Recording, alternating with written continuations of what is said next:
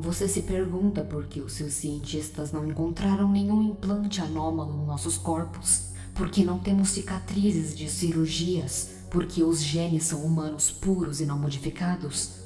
Porque somos humanos, doutor.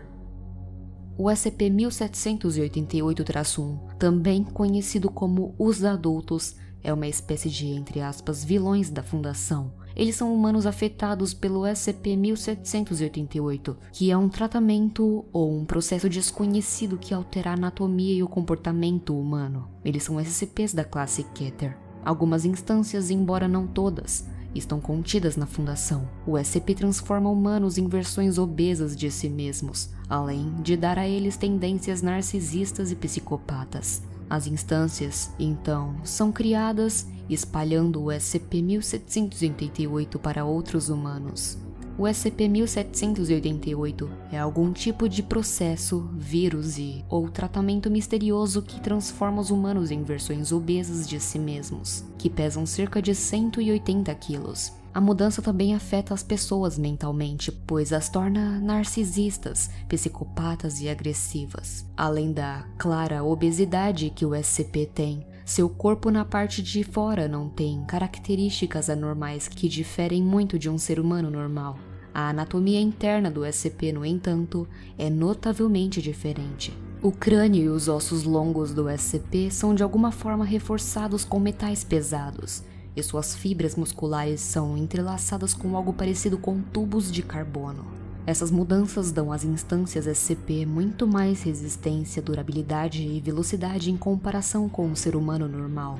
O fluxo sanguíneo também é fortemente modificado porque pode fechar certas áreas e permitir que mais sangue flua para outras áreas dos seus corpos. Seus órgãos também têm de 2 a 3 cópias como reserva, caso o órgão original seja danificado. Até mesmo seus cérebros têm um cérebro menor de reserva, mas as verdadeiras funções do segundo cérebro ainda não são compreendidas, e seu suor também contém grandes quantidades de potássio e cobre. As instâncias também possuem um segundo braço abaixo do original, que podem esconder quase perfeitamente abaixo da roupa.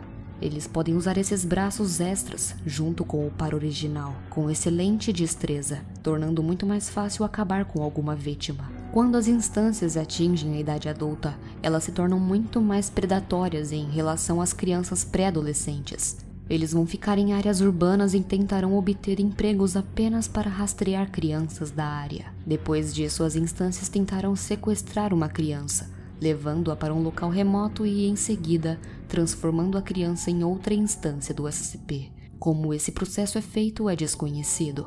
Esse processo é feito pela instância do SCP a cada 6 meses após ele se instalar na área urbana. As instâncias nunca parecem se reunir ou trabalhar juntas, mas se encontram para acasalar, porque existe uma época de acasalamento para as instâncias que parecem acontecer no verão ou no inverno. Eles não têm atração por humanos não anômalos, apenas um pelo outro.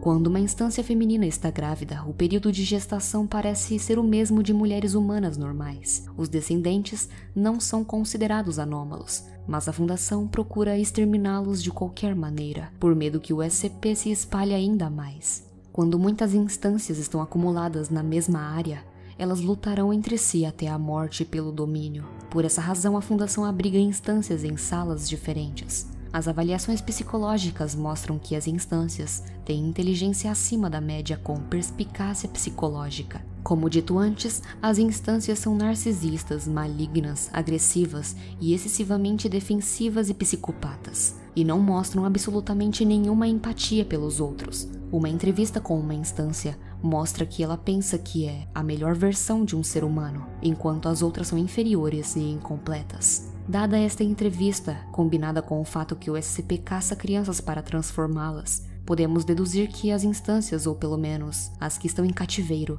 acreditam genuinamente que o que estão fazendo é benevolente e querem melhorar as crianças humanas padrão e criar uma espécie mais forte, pelo menos no seu ponto de vista. Mas tais objetivos acabariam resultando em um cenário: a extinção da humanidade enquanto o SCP tomaria o seu lugar.